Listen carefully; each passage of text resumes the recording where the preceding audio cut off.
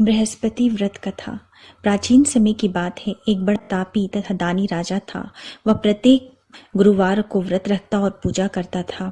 यह उसकी रानी को अच्छा नहीं लगता था। न ही वो व्रत रखती और न ही किसी को एक पैसा दान देती। राजा को भी ऐसा करने से मना करती थी। एक समय की बात है कि राजा शिकार खेलने के लिए वन में चले गए। घर पर रानी और दासी अकेली थी। उस समय गुरु बृहस्पति साधु का रूप धारण कर राजा के दरवाजे पे भिक्षा मांगने आए। साधु ने रानी से भिक्षा मांगी तो वह कहने लगी, हे साधु महाराज, मैं इस दान और पुण्य से तंग आ चुकी हूँ। आप कोई ऐसा उपाय बताइए जिससे ये सारा धन नष्ट हो जाए और मैं आराम से रह सकूं। साधु रूपी बृहस्पति देव ने कहा, हे देवी, तुम बड़ी विचित्र हो। संतान और धन के लिए भी कोई दुखी होता है। अगर तुम्हारे पास धन अधिक है तो उसे शुभ कार्यों में लगाओ जिससे तुम्हारे दोनों लोग सुधरें। परंतु साधु की यह बात रानी को खुश नहीं कर पाई। उसने कहा, मुझे ऐसे धन की आवश्यकता नहीं जिसे मैं दान दे सकूं, जिसको संभालने में मेरा सारा समय नष्ट हो जाए। साधु ने कहा, यदि तुम्हारी यही इच्छा है तो जैसा मैं कहता हूँ वैसा करना। बृहस्पति के दिन तुम घर को गोबर से लीपना, अपने केशों को पीली मिट्टी से धोना, केशों को धोते समय स्नान करना, राजा से भी हजामत बनाने को कहना, भोजन में मांस मदिरा खाना, कपड़ा धोबी को धुलने के लिए देना। इस प्रकार 7 बृहस्पतिवार करने से तुम्हारा समस्त धन नष्ट हो जाएगा। इतना कहकर साधु बने बृहस्पति देव अंतर्ध्यान हो गए। साधु के कहे अनुसार करते हुए अभी रानी को 3 ही बृहस्पतिवार बीते थे कि उसकी समस्त संपत्ति नष्ट हो गई। भोजन के लिए परिवार तरसने लगा। एक दिन राजा रानी से बोले, हे रानी, तुम यही रहो, मैं दूसरे देश को जाता हूँ, क्योंकि यहाँ मुझे सभी जानते हैं, इसलिए मैं कोई छोटा काम नहीं कर सकता। ऐसा कहकर राजा परदेश चला गया। वहां वह जंगल से लकड़ी काट कर लाता और शहर में बेचता। इस तरह वह अपना जीवन व्यतीत करने लगा। इधर राजा के बिना रानी और दासी दुखी रहने लगी। एक समय जब रानी और दासी को 7 दिनों तक बिना भोजन के रहना पड़ा, तब रानी ने अपनी दासी से कहा, हे दासी, पास ही के नगर में मेरी बहन रहती है, वह बड़ी धनवान है, तो उसके पास जा और कुछ खाने को ले आ, जिससे हमारा थोड़े दिन तक गुजर बसर हो सके। दासी रानी के बहन के पास गई। उस दिन बृहस्पतिवार था। रानी की बहन उस समय बृहस्पतिवार की कथा सुन रही थी। दासी ने रानी की बहन को अपनी रानी का संदेश दिया, लेकिन रानी की बहन ने उससे कोई उत्तर नहीं दिया। जब रानी की बहन से कोई उत्तर नहीं मिला तो वह बहुत दुखी हुई। उसे क्रोध भी आया। दासी ने वापस आकर रानी को सारी बात सुना डाली। सुनकर रानी ने अपने भाग्य को कोसा। उधर रानी की बहन ने सोचा कि मेरी बहन की दासी आई थी, परंतु मैं उसे कोई उत्तर नहीं दे पाई, उससे वह बहुत दुखी हुई होगी। कथा सुनकर और पूजा समाप्त कर वह अपनी बहन के घर गई और कहने लगी, हे बहन, मैं बृहस्पतिवार का व्रत कर रही थी। तुम्हारी दासी गई थी, परंतु जब तक कथा सुनते हैं तब तक न उठते हैं और न ही बोलते हैं, इसलिए मैं नहीं बोली। कहो दासी क्यों गई थी? रानी बोली, बहन, हमारे घर अनाज नहीं था। ऐसा कहते कहते रानी की आंखें भर आई। उसने दासी समेत भूखे रहने की बात भी अपनी बहन को विस्तार पूर्वक कह सुनाई।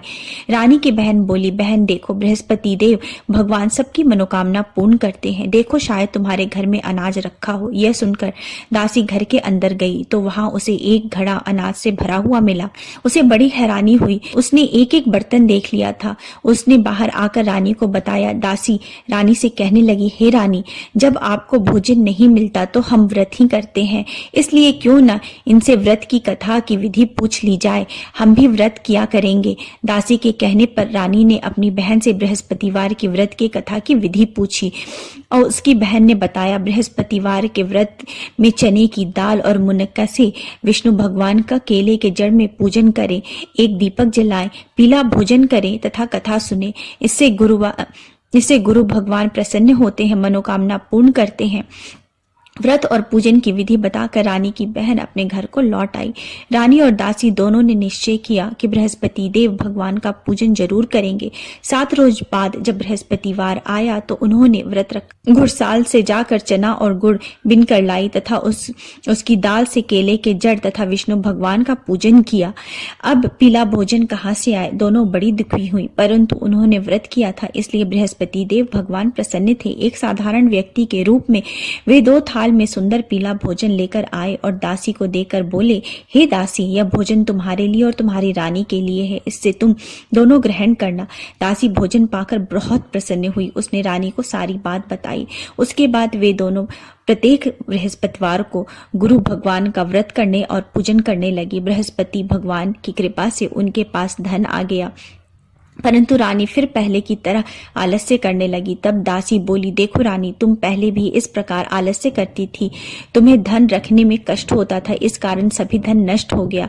अब गुरु भगवान की कृपा से धन मिला है तो फिर तुम्हें आलस्य हो गया है। बड़ी मुसीबतों के बाद हमने यह धन पाया है, इसलिए हमें दान पुण्य करना चाहिए। अब तुम भूखे मनुष्यों को भोजन कराओ, प्याऊ लगवाओ, ब्राह्मणों को दान दो, कुआं, तालाब, बावड़ी आदि का निर्माण कराओ, मंदिर, पाठशाला आदि बनवाओ, कुंवारी कन्याओं का विवाह कराओ, अर्थात धन को शुभ कार्यों में खर्च करो, जिससे तुम्हारे कुल का यश बढ़े तथा स्वर्ग प्राप्त हो और पितर प्रसन्न हो। दासी की बात सुनकर रानी शुभ कार्य करने लगी, उसका यश फैलने लगा। एक दिन रानी और दासी आपस में विचार करने लगी कि न जाने राजा किस दशा में होंगे, उनकी कोई खोज खबर भी नहीं मिली।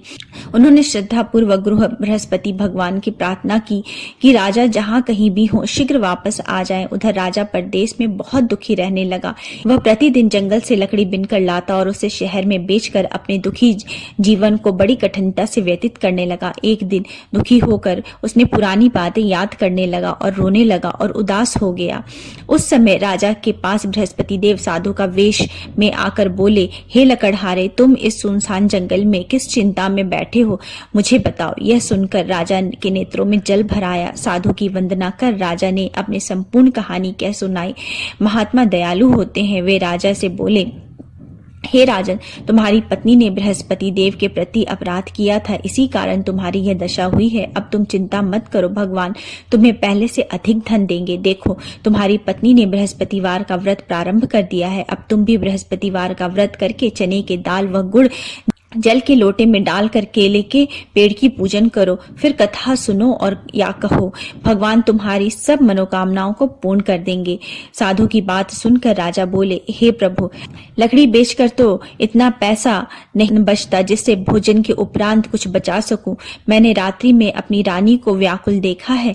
मेरे पास कोई साधन नहीं है जिससे उसका समाचार पा सकूं। फिर मैं कौन सी कहानी कहूं, यह भी मुझको मालूम नहीं। साधु ने कहा, हे राजन, मन में बृहस्पति भगवान के पूजन व्रत का निश्चय करो, वे स्वयं तुम्हारे लिए कोई राह बना देंगे। बृहस्पतिवार के दिन तुम रोजाना की तरह लकड़ियां लेकर शहर जाना, तुम्हें रोज से दुगुना धन मिलेगा, जिससे तुम भली भांति भोजन कर लोगे तथा बृहस्पतिवार की पूजा का सामान भी ला सकोगे। जो तुमने बृहस्पतिवार की कहानी के बारे में पूछा है वह इस प्रकार है। बृहस्पति देव की व्रत कथा। प्राचीन काल में एक बहुत ही निर्धन ब्राह्मण था। उसकी कोई संतान नहीं थी। वह नित्य पूजा पाठ करता था। उसकी स्त्री न स्नान करती थी और न ही किसी देवता का पूजन करती थी। इस कारण ब्राह्मण देवता बहुत दुखी रहते थे। भगवान की कृपा से ब्राह्मण के यहाँ एक कन्या उत्पन्न हुई। कन्या बड़ी होने लगी। प्रातः स्नान करके वह भगवान विष्णु का जप करती थी। बृहस्पतिवार का व्रत भी करने लगी। पूजा पाठ समाप्त कर पाठशाला जाती और अपनी मुट्ठी में जौ भर के ले जाती थी और पाठशाला के मार्ग में डालती जाती। लौटते समय वही जौ स्वर्ण के हो जाते थे और उनको बीनकर वो घर ले आती। एक दिन वह बालिका सूप में सोने के जौ को फटक कर साफ कर रही थी। तभी उसकी माँ ने देख लिया और कहा कि हे बेटी, सोने के जौ को फटकने के लिए सोने का सूप होना चाहिए। दूसरे दिन गुरुवार था। कन्या ने व्रत रखा और बृहस्पति देव से सोने के सूप देने की प्रार्थना की। बृहस्पति देव ने उसकी प्रार्थना स्वीकार कर ली। रोजाना की तरह वह कन्या जौ फैलाती हुई पाठशाला चली गई। पाठशाला से लौटते वक्त जब वह जौ बिन रही थी तो बृहस्पति देव की कृपा से उसे सोने का सूप मिला। उसे वह घर ले आई और उससे जौ साफ करने लगी, परंतु उसकी माँ का वही ढंग रहा। एक दिन की बात है, कन्या सोने के सूप में जौ साफ कर रही थी। उस समय उस नगर का राजकुमार वहां से निकला। कन्या के रूप और कार्य को देखकर वह उस पर मोहित हो गया। राजमहल में आकर वह भोजन तथा जल त्याग कर उदास होकर लेट गया। राजा को जब राजकुमार द्वारा अन्य जल त्यागने का समाचार ज्ञात हुआ तो वे मंत्रियों के साथ अपने पुत्र के पास आ पहुंचे और कारण पूछने लगे। राजकुमार ने राजा को उस लड़की के घर का पता भी बता दिया। मंत्री उस लड़की के घर गए। मंत्री ने ब्राह्मण के समक्ष राजा की ओर से निवेदन किया। कुछ दिन बाद ब्राह्मण की कन्या का विवाह राजकुमार के साथ संपन्न हुआ।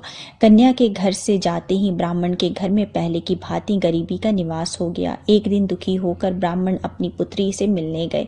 बेटी ने पिता की अवस्था को देखा और अपनी माँ का हाल पूछा। ब्राह्मण ने सभी हाल विस्तार पूर्वक सुनाया। कन्या ने बहुत सा धन देकर अपने पिता को विदा कर दिया, लेकिन कुछ दिन के बाद वही हाल हो गया। ब्राह्मण फिर अपनी कन्या के यहाँ गए और सभी हाल अपनी पुत्री को कह सुनाया। पुत्री बोली, हे पिताजी, आप माताजी को यहाँ लिवा लाओ, मैं उन्हें वह विधि बता दूंगी जिससे गरीबी दूर हो जाएगी। ब्राह्मण देवता अपनी स्त्री को साथ लेकर अपनी पुत्री के पास राजमहल में पहुंचे तो पुत्री ने अपनी माँ को बहुत समझाया। वो बोली, हे माँ, तुम प्रातःकाल स्नान आदि करके विष्णु भगवान का पूजन करो तो सब दरिद्रता दूर हो जाएगी। परंतु उसकी माँ ने उसकी एक भी बात नहीं मानी। वह प्रातःकाल उठकर अपनी पुत्री की बची जूठन खा लेती थी। एक दिन उसकी पुत्री को बहुत गुस्सा आया। उसने अपनी माँ को एक कोठरी में बंद कर दिया। प्रातः उसे स्नान आदि करा के पूजा पाठ करवाया तो उससे उसकी माँ की बुद्धि ठीक हो गई। इसके बाद वह नियम से पूजा पाठ करने लगी और प्रत्येक बृहस्पतिवार को व्रत भी करने लगी। इस व्रत के प्रभाव से मृत्यु के बाद वह स्वर्ग को प्राप्त हुई। वह ब्राह्मण देवता भी सुखपूर्वक इस लोक का सुख भोग करके स्वर्ग को प्राप्त हुए। इस तरह कहानी कहकर साधु बने देवता वहां से लोप हो गए। धीरे धीरे समय व्यतीत होने पर फिर बृहस्पतिवार का दिन आया। राजा जंगल से लकड़ी काट कर शहर में बेचने गया। उसे उस दिन और दिनों से अधिक धन मिला। राजा ने चना गुड़ आदि लाकर बृहस्पतिवार का व्रत किया। उस दिन से उसके सभी कलेश दूर हो गए। परंतु जब अगले गुरुवार का दिन आया तो राजा बृहस्पतिवार का व्रत करना भूल गया। इस कारण बृहस्पति भगवान नाराज हो गए। उस दिन उस नगर के राजा ने विशाल यज्ञ का आयोजन किया था तथा उसके समस्त राज्य में घोषणा करवा दी थी कि सभी मेरे घर भोजन करने आवे, किसी के घर चूल्हा ना जले। इस आज्ञा को जो न मानेगा उसको फांसी दे दी जाएगी। राजा की आज्ञा अनुसार राज्य के सभी लोग राजा के घर भोजन में सम्मिलित होने के लिए चले गए, लेकिन लकड़हारा कुछ देर से पहुंचा, इसलिए राजा उसको अपने साथ महल ले गए। जब राजा लकड़हारे को भोजन करा रहे थे तो रानी की दृष्टि उस खूंटी पर पड़ी जहां पर उसका हार लटका हुआ था। उसे हार खूंटी पर लटका हुआ दिखाई नहीं दिया। रानी को निश्चय हो गया कि मेरा यह हार लकड़हारे ने चुराया है। उसी समय सैनिक बुलवाकर उसको जेल में डलवा दिया। लकड़हारा जेल में विचार करने लगा कि न जाने कौन से पूर्व जन्म के कर्म से मुझे यह दुख प्राप्त हुआ है और जंगल में मिले साधु को याद करने लगा। तत्काल बृहस्पति देव साधु के रूप में प्रकट हो गए और कहने लगे, अरे मूर्ख, तूने बृहस्पति देवता की कथा नहीं की, इसी कारण तुझे यह दुख प्राप्त हुआ है। अब चिंता मत कर, बृहस्पतिवार के दिन जेल खाने के दरवाजे पर तुझे 4 पैसे पड़े मिलेंगे। उससे तू बृहस्पतिवार की पूजा करना, तेरे सभी कष्ट दूर हो जाएंगे। अगले बृहस्पतिवार को उसे जेल के दरवाजे पर 4 पैसे पड़े मिले। राजा ने पूजा का सामान मंगवाकर कथा कही और प्रसाद बांटा। उसी रात्रि में बृहस्पति देव ने उस नगर के राजा को स्वप्न में कहा, हे राजा, तूने जिसे जेल में बंद किया है उसे कल छोड़ देना, वह निर्दोष है। राजा प्रातःकाल उठा और खूंटी पर हार टंगा देखकर लकड़हारे को बुलाकर क्षमा मांगी तथा राजा के योग्य सुंदर वस्त्र आभूषण भेंट कर उसे विदा किया। गुरुदेव की आज्ञा अनुसार राजा अपने नगर को चला गया। राजा जब नगर के निकट पहुंचा तो उसे बड़ा ही आश्चर्य हुआ। नगर में पहले से अधिक बाग, तालाब और कुएं तथा बहुत सी धर्मशालाएं, मंदिर आदि बने हुए थे। राजा ने पूछा कि यह किसका बाग और धर्मशाला है। तब नगर के सब लोग कहने लगे, यह सब रानी और दासी द्वारा बनवाया गया है। राजा को आश्चर्य हुआ और गुस्सा भी आया कि उसकी अनुपस्थिति में रानी के पास इतना धन कहाँ से आया।